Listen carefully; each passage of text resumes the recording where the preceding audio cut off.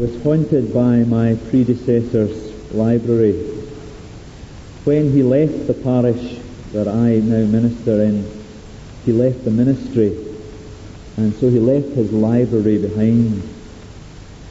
I recognise on the shelves of his library the pattern of his ministry over the previous 15 years. His books were divided thematically, not according to doctrine, but according to trends.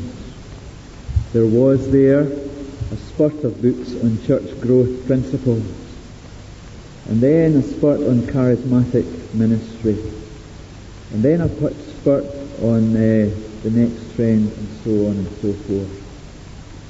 People in the congregation confirmed that he had tried every one of these as they had become the in thing.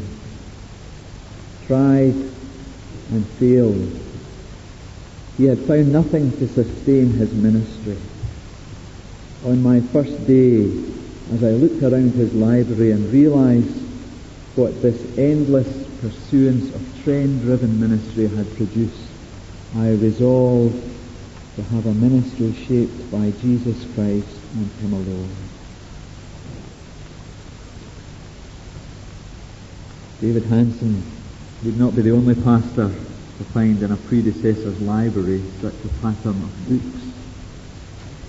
And there is no shortage of books, should we want them, on the bookshelf of Wesley Owen or somewhere else, other appropriate bookshop, on church leadership. It's a hugely expansive growth industry. You can find books on leading churches in all sorts of places, with all sorts of themes: transitioning your church, gearing churches for growth, leading your church into third millennium ministry, books on management in the church, books on psychology for the church, books on group dynamics. They're always there, and there's always new ones to be read. Our subject tonight is about leadership. And the interesting thing is that when you turn to the Bible and what it says about leadership, it says very little about the things that all the authors are writing about today. It speaks much more about character as the primary qualification, and call as the main criteria for what we should look for in leaders. So, with due respect to Julie Andrews, who wisely sang that we should start at the beginning, for it's a very good place to start, I want us to start at the end, or near the end tonight, because I think it's when we understand the nature of the church, when we begin to have a biblical doctrine of the church, that we'll understand the nature of church leadership, and we'll appreciate the Bible's guidelines on church leadership. And that's why I want us to dip into verse 15 before we go back and look at the earlier verses in chapter 3, where Paul, in the course of his writing, seems to use three different images of the church. Now, there are many more than that in the New Testament. These happen to be the ones in this chapter. And it seems to me important that we grasp them to appreciate what else he's saying. You see them there? You will know how people ought to conduct themselves in God's household, which is the church of the living God, the pillar and foundation of the truth. God's household, God's family, God as Father and us as brothers and sisters. It's a relational picture. It's a people picture. Not a business picture. People picture. Church of the living God. The assembly of the living God. The called out ones. The separated off ones, perhaps. An Old Testament image, actually. Those called out to be the people amongst whom God would dwell and make himself known. People characterized by the living God being in the midst. And thirdly, the pillar and foundation of the truth. This is an unusual phrase. It's not without controversy in its interpretation. And it's unusual as an image of the church because we would tend to think, and the rest of the Scriptures, New Testament, would teach that the truth is the foundation of the church. But here it seems to say that the church is the pillar and foundation of the truth. What's Paul saying?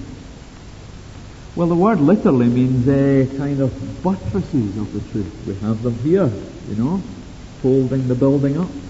And probably in Paul's mind is the image that Timothy and other Christians in Ephesus would have been familiar with of the temple of Diana with 100 columns. That's Diana of Ephesus, not Diana of Wales. 100 columns holding up the massive marble roof on the top of the temple. And he's saying, in effect, understand, that's what you're about as a church. You're there to display the truth. You're the pillars on which the truth of the gospel, and as he goes on to speak, the truth of Jesus Christ, the mystery of godliness, you're there. That's your function. To hold it up, to exhibit it, to make it known in the world. And I think that's really where that beautiful summary of the work and life of Jesus that he quotes there at the end of the chapter comes in. It's related to that truth that we are to hold up. Now, out of these three images, we want to affirm these things very simply about the church. The church, whose leaders we're thinking about tonight, is God's church. Not mine, not yours, not anyone's, but God's. And at the very most, you and I are caretakers. In fact, that very word is used. If you look down at verse 5, if anyone does not know how to manage his own family, how can he take care of God's church? How can he be a caretaker of God's church?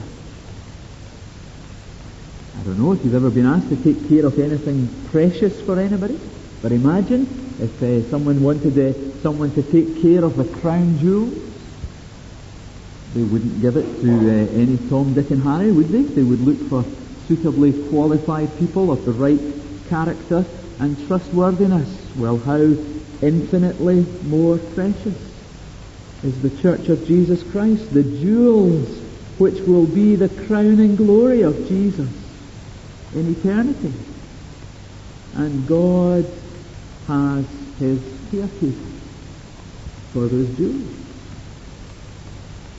So we would expect, would we not, serious consideration and high qualification and significant character to be in those asked to do the task. I don't know if you've ever been asked to take care of anyone else's children. Some of you who go to SU camp, I suppose, are in that sense house parents for a week. I've never been, I was going to say I've never been asked to go to SU camp. I better not say that because someone sitting in the audience will probably ask me tonight if I say that. I've never been to an SU camp as a leader. I have once been a house parent to primarily children of prisoners from Belfast and from the Troubles on a holiday for them in Northern Ireland. I was very young at the time, and I thought it was a most serious thing. I was very nervous of it, taking care of someone else's children for the week. More nervous than I was of taking my own. I should be more nervous of taking care of my own. Here we are, caretakers of God's household. Those for whom Christ died. Those whom he is beautifying by his Spirit. And leaders in the church are caretakers of the household. So the church is God's church, and that puts a different perspective on all our thinking about who is to be a leader and how we're to recognize leaders in the church. Secondly, I think it's important to say that because the church is God's church, God has a blueprint for leadership. Elders are not something, that the reformers thought up. They're not even something that Paul and the apostles thought of. Elders and leaders of God's people are really there right through the Scriptures. You go back as far as Moses, and you find reference to them in the time of the Judges, and in 2 Kings, and in the prophets, and so on and so forth. People appointed by God to lead His people. And I think that's very significant for us, and should caution us that before we rush the modern manuals on leadership and all that they might teach us, we ought to familiarize ourselves with the blueprint of the one whose church we are seeking leaders for, and who himself has provided leadership for his church. One or two things we maybe want to say just in general terms that are partly here in this passage and partly come from elsewhere in the New Testament about biblical leadership. First of all, I think we would want to say that the Bible seems to recognize, first of all, that leadership in the church is a plural thing.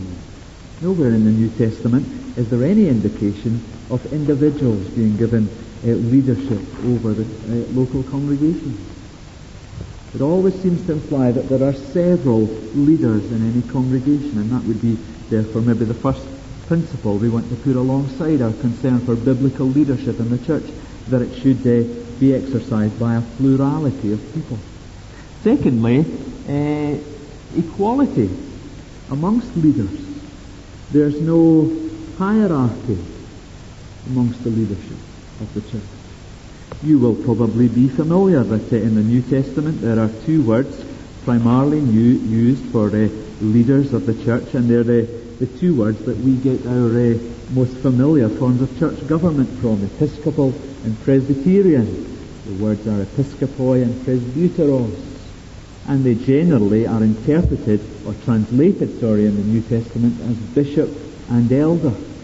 But you don't need to read very far in the New Testament to realize that these terms seem to be used interchangeably, that they're not referring to two different offices. They're referring, in fact, sometimes they're used in the same passage of the same group of people. And so we might suggest, I think, helpfully, that they refer to different aspects. Elder perhaps refers something to the character of the office, bishop, overseer, to the function of the office. But they're not talking about two different offices, one more significant than the other. The New Testament seems to teach equality amongst the leadership. Yes, there may be differentiation in function, but there's no distinction in authority between what we call in the Reformed Church a teaching elder and a ruling elder. Equality amongst the leaders. We probably want to say a word or two about the distinction here in this passage between elders and deacons. You'll see that distinction is made in the first few verses. We're speaking about overseers or elders, bishops. Further down, Paul is speaking about deacons. The word sometimes is used in the New Testament in general terms of Christian ministry, terms of service, diaconal ministry, but it also seems to be applied in some of these pastoral epistles to a particular office in the New Testament church that sometimes is identified with practical and social caring. But I think it's fair to say that it's not always clear what form that ministry took. I think we do want to say, and we can say as much, we can say this with quite clear certainty from this passage, that we're certainly not talking about a spiritual ministry and a temporal ministry in the sense of a non-spiritual ministry.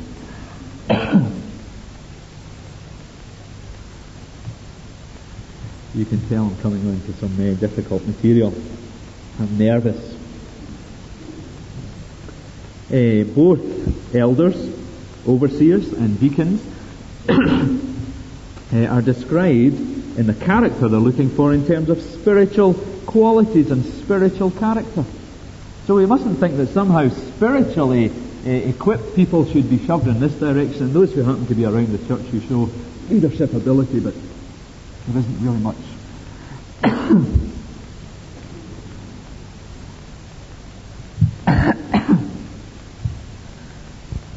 Talk among yourselves. Between people who have spiritual quality and are therefore eligible for one type of ministry and people who are not spiritual and eligible for another. That's not the distinction. Both require spiritual people because they're spiritual tasks. For myself, I'm not even sure the distinction is between a kind of a word-based ministry and a social-based ministry. It seems to me the distinction may be more between the kind of permanent role in leadership in the church and a more designated, task-orientated role of leadership. So in our setup, we sometimes speak of the members of the Kirk session as being elders and the members of the congregational board as being deacons. But I think it would be right to speak of those who have responsibility for leadership in Sunday school, for example, as having a diaconal ministry. I think it would be right to speak of the Moodiesburn team set apart for a particular task in the church as having a diaconal ministry. I think it would be right to speak of the praise leader at the organ as having a diaconal ministry. They exercise leadership in the church, but it's slightly different. And it's an assistance, it's an outworking in the practical realms of the church of what the elders shape and guide in terms of the overall leadership of the whole church. They would have responsibility in part for one area, and the elders perhaps for the broader picture. That seems to me a usable distinction here. Then I think we better say something about male and female leaders. I listened to the tape from last week. I heard what was said about the allocation of these chapters. And, well, that's just the privilege of making up the rota.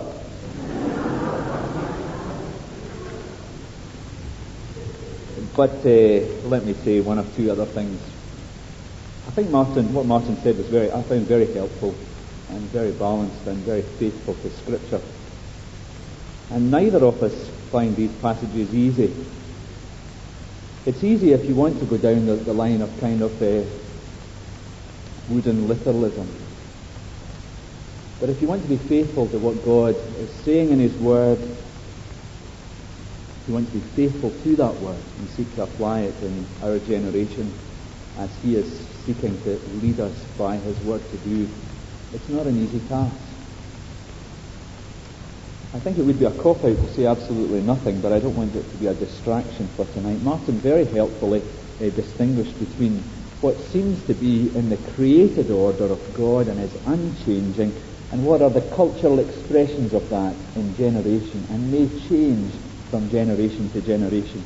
And if I heard the address right on the tape, Martin highlighted the principle of headship as something that seems to be rooted in the biblical order in creation, but the outworking of that in some of what Paul says in chapter 2 in terms of how women are to dress, or in terms of silence in church and so on, as cultural expressions of that for that time, and not necessarily the appropriate cultural expressions for our time. So, does what Paul say in this chapter imply that leadership is always male? There seems to be an assumption, since he speaks of people who are overseers as being husbands, that they will be male, and it seems to have been mainly, I think, the practice of the New Testament church. Yet I think there's more to it than that. If you look down at verse 11, for example, and most of our translations have, in the same way, their wives are to be women.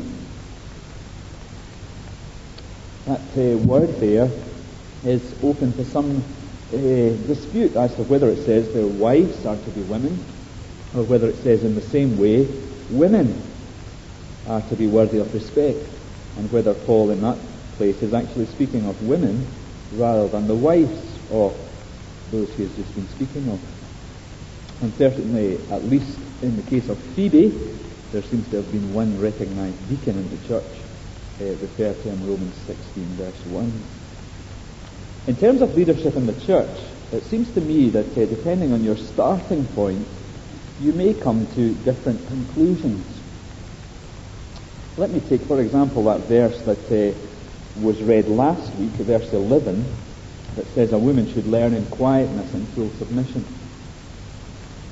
Now, there is one way to read that verse that sounds quite limiting, if the emphasis is put on in quietness and full submission. But if the emphasis is put on a woman should learn, it's a very radical verse. And the radicalness of it is encouraging women to learn in a society where women were not taught worthy of learning, where women did not go to school and were not taught. Now clearly, in that kind of society where women are not taught, there would be no question of women being leaders in the church. How can you have untaught people leading the church? But if women are taught and have come to learn the truth of the faith, submitted to it, are we in a different place? And then I think if you approach the question of leadership in the church from the perspective of some of the things Jesus says in leadership, again, different questions arise in our minds. You know, says Jesus to the disciples, that those regarded as rulers of the Gentiles lord it over them, and their high officials exercise authority over them. Not so with you. Instead, whoever wants to become great among you must be your servant, and whoever wants to be the first must be the slave of all. There seems to be a contrast there between leadership that is exercised by lording it over people and imposing your authority on them, and leadership that is exercised through humble service. And in the community of Jesus, he is saying that leadership is to be exercised by humble service. One would find it strange if women, as well as men, would not want, in obedience to Christ, to aspire to humble service. And it seems to me that perhaps brings a different focus to the debate, in the sense that is often focused on the issue of authority. And I wonder if there are other issues to be considered. One other comment that plays on my mind quite a bit, and that is in relation to our authority as leaders of the church. It seems to me that we are in a different place from the New Testament church, in the sense of the New Testament is now complete. And my whole authority, and my only authority as a Christian leader, comes from my humble submission to Scripture. And whenever I depart from it, it seems to me my authority has gone. Lost. I have no authority in the church. The authority does not come from my office. It comes from my submission to the authority of God's Word. And when one begins to think along those lines, again, it seems to me it raises different questions. Now, all I'm doing is raising issues that are constantly in my mind, it has to say, and I think are an ongoing issue in the evangelical community. I don't think you need to be Solomon to recognize that in the way Martin and I speak about it, there are probably slightly different nuances in the way that we read things. And that doesn't particularly worry me. What I rejoice in is that the issue is not of such centrality that we cannot find common cause in the gospel, and we cannot live and work in the same congregation. And I rejoice in that ability to work in the gospel work, to recognize the things that are absolutely essential that we agree on, and to recognize the possibility of the diversity in things that are less essential. I'm not seeking to answer these questions. I'm simply raising questions that I think need to be asked of these passages as we seek to interpret them for today. The main things we want to speak about, and the things I want you to take away about and to talk about and to pray about, are not these issues particularly. It's what I'm about to say concerning the qualifications of leadership. For more than anything else today, these should be our concern. And I want to suggest that we look at them under three headings. That those who would be leaders in the Church of God should be marked firstly by personal integrity. Sorry, I'm doing them in a different order. Marked firstly by spiritual maturity. The word elder in the Old Testament has somewhere in its root in the Hebrew the idea that an elder is a bearded one able to grow a beard. Now that probably rules out quite a few of us already. It does not imply elderly, but it implies maturity, and it carries with it the idea that wisdom and maturity normally comes with the years. Normally, I say, but not exclusively, because Paul says later on to Timothy, don't let anyone look down on you because you're young, chapter 4, verse 12, but set an example for the believers in speech, in life, in love, in faith, and in purity. The root of the word suggests that wisdom and maturity appropriate for leadership normally comes with years. But it doesn't automatically come. And we all know that. We know people that are in their 60s that still have the mentality of teenagers. And we know teenagers who I wasn't thinking of anyone in particular. We know teenagers who, like Timothy, we can rightly say, don't let anyone look down on you because you're young. But set an example in speech and life and purity. Did you know that there's only one qualification to be the President of the United States? To be eligible to be the President of the United States? Do you know what it is? Being American? Nope. Eh? Nope. Exactly. You have to be over 35 to be the President of the United States. Now, in recent history, you may think that's not a very significant qualification, and they ought to add one or two others, but that's the way it is. And it carries within it the idea, surely, it's there, that somewhere wisdom and maturity comes with the passing of the years, and therefore we shouldn't be looking for someone too young. Now, I think we want to add to that in the New Testament it's not simply a question of maturity, but spiritual maturity. We've already said we're concerned in the church with God's work, with God's people, with God's truth. And therefore it is a spiritual work and it needs spiritual maturity. And if we're to understand what the leaders are about, we need to understand that at the core of the church's work are therefore spiritual priorities. And that's why Paul, I think, on this aspect of the need for spiritual maturity for leaders highlights the danger of a recent convert being appointed. Verse 6. He must not be a recent convert. A newly planted one, it literally means. One's reminded of the parable of the sower of Jesus. And the warning there that initial response is not proof of deep roots. A plant needs to put down roots, significant roots, and drink significantly and be nurtured significantly before it begins to produce fruit, lasting fruit.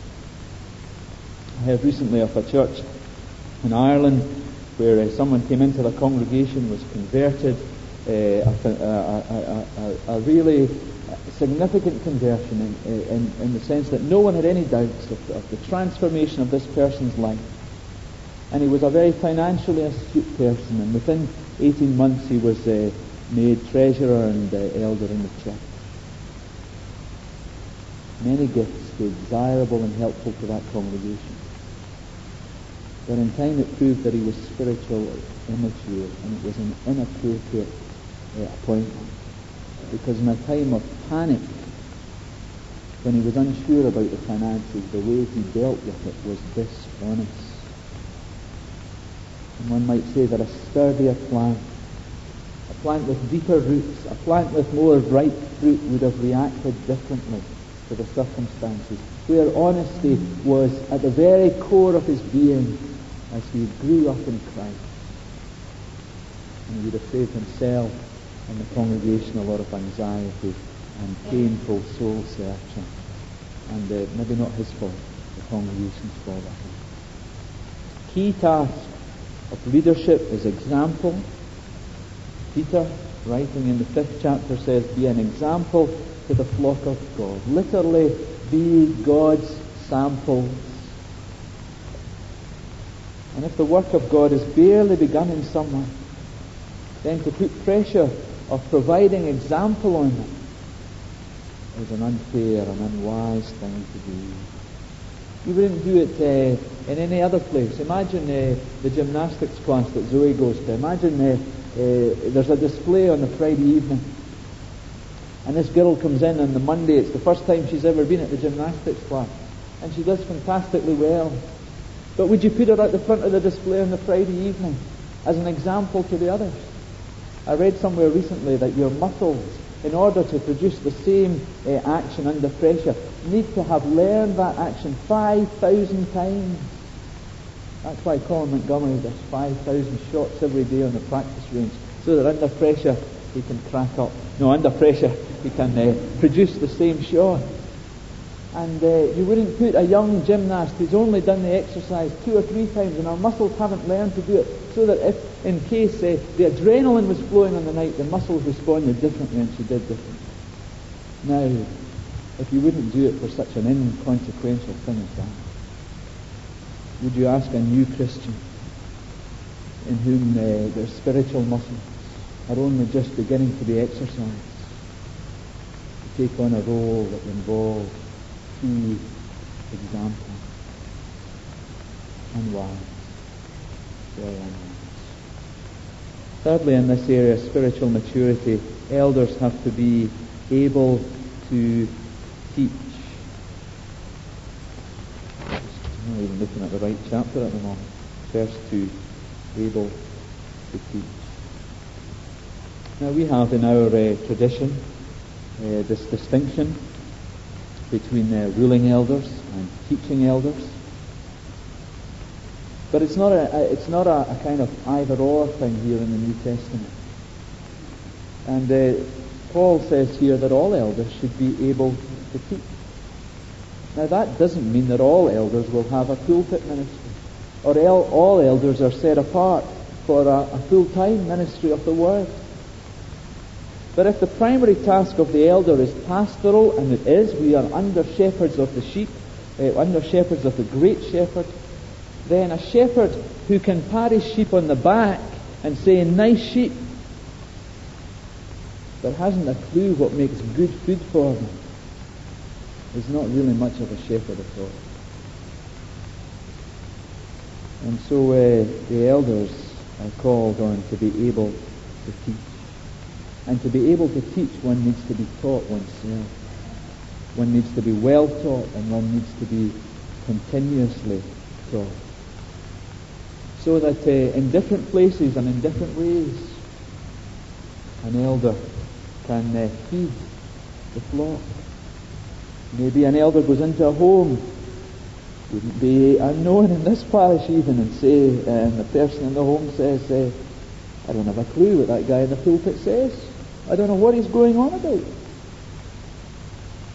And an elder should be able to say, well, let me open the scriptures for where we were on Sunday, and let's go through it together, and let's see if we can learn. An elder should be able to teach, and that might be exercised amongst children or teenagers or adults. It might be exercised in a group context or in a one-to-one context. But they should be sufficiently familiar with the truth of the gospel that we've to hold on, sufficiently confident to be able to open it up and explain it to others. So you'll understand when I say the criteria listed here, first of all, it seems to me, focus around the need for spiritual maturity. Let me just highlight one other thing on that caught my eye this week in James chapter 5, a chapter that will be familiar to many of you, and the chapter where it says that if any of you are sick, he should call the elders of the church to pray over him and anoint him with oil in the name of the Lord. Why is that? Why the elders? Is it because there's an assumption there that the elders will be doctors? That they will have the gifts of healing? You know what I think the reason is? I think it's an assumption that the elders will be praying people and will be committed to prayer. That there will be no doubt that these will be people who will be happy, delighted, set apart to pray for you, because that is at the core of their being. Call the elders of the church to pray. Spiritually mature people, able to teach, given to prayer. Secondly, and we will move a bit quicker now that my throat's better, people of personal integrity. They are to be above reproach, says Paul. They are to be temperate, they are to be self-controlled, respectable, not given to drunkenness, not a lover of money, neither having a good reputation with outsiders. What Paul seems to be saying in a variety of different ways here is the need for consistent personal character for elders. Who I am matters more than what I do. I may have learned all the skills necessary in the best training and top management company in the country. I may have great experience as the director of an international company. I may be popular and persuasive with a charismatic personality. But to paraphrase Scripture, if I have not love, I am nothing. If I have not fruit of the Spirit in evidence in my life, I have nothing to give. If I live not in step with the Spirit, I can give nothing. Personal integrity. You see, it seems to me that at the heart of this is the evidence of God's Spirit and the fruitfulness that comes from His activity in their lives. Self-control, not given to drunkenness, not a lover of money. If I live by the flesh, I may make decisions about the life of the church for all the wrong reasons. I may make them out of spite. I may make them out of favoritism. I may make them out of personal comfort. I may make them out of self-interest. But if I am walking in step with the Spirit,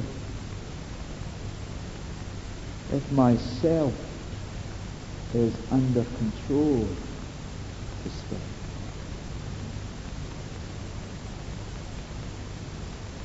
then I have something to contribute here. Motives are very important in Christian service, you know. Paul says here he must not be a lover of money, and Peter says in his chapter on leadership, not greedy for money. These are to do with our motives. And again, this would be the danger of kind of too literalistic an interpretation of these words, because I'm sure it would be right to substitute in place of these things. Not a lover of popularity, or not a lover of easiness. So many things that go hand in glove with these kind of attributes in terms of personal integrity. I've said before, and I want to say again, in the way that we govern the church, what an elder does at a KIP session meeting is, in my mind, one of the least important things he does. And that's why the issue of personal integrity is so important. If it was just a question, if it was just a question of turning up at a KIP session meeting and contributing well, and dare I say it for myself, if it is just a question of turning up on a Sunday and saying the right things at their front and performing in the public eye,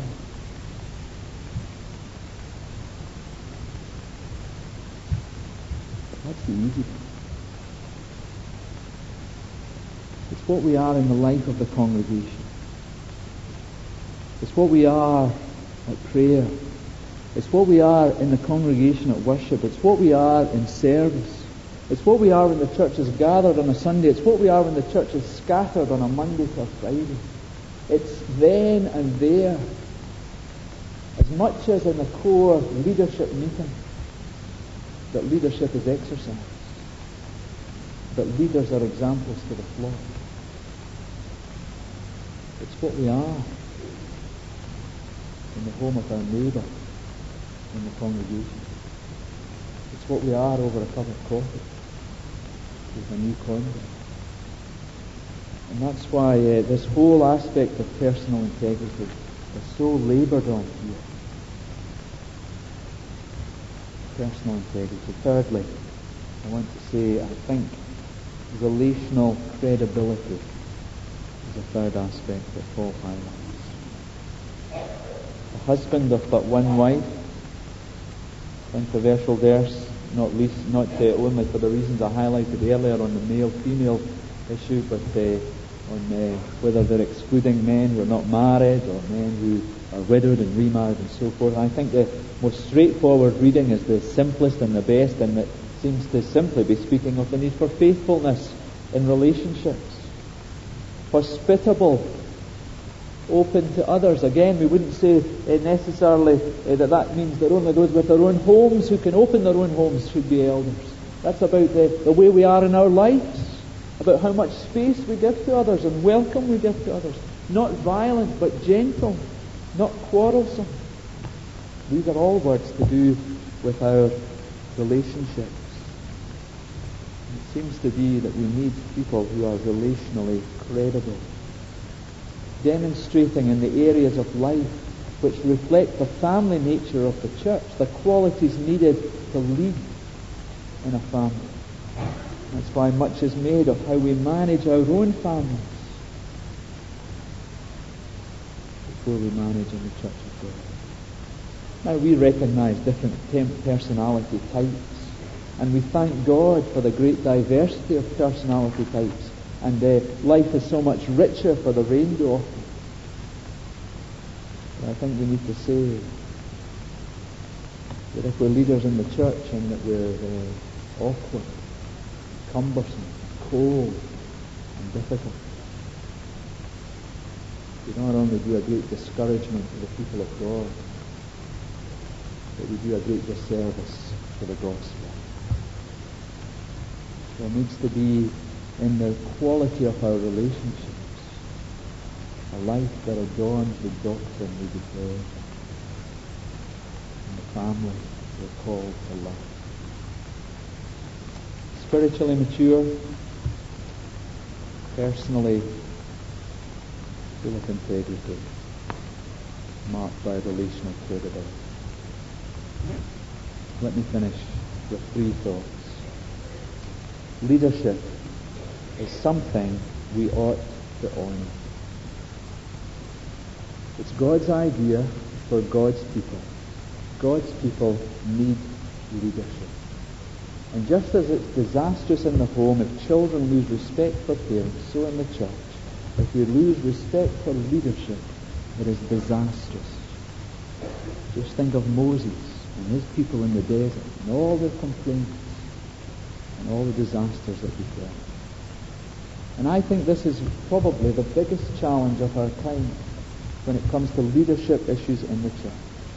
In a society when cynicism is rife and anti-authoritarianism is the relative who calls most frequently in many houses, and self-assertiveness is the most oversubscribed night class in many colleges. Submission is a Christian grace that is called for in us all. Submit to one another out of reverence for Christ. And one of the expressions of that God-ordained quality for all our lives, submission, is to our God-appointed leaders in the church. And I think that's a very important thing to say for those of you who stand light to church membership. If you're not a member of this church or any other church, who are you submitting to? And how are you expressing that call to submit to leaders in the church? We all need the grace of God to enable us to do it. But if we're going to honour leadership as a gift of God, we need to honour the leaders He gives us.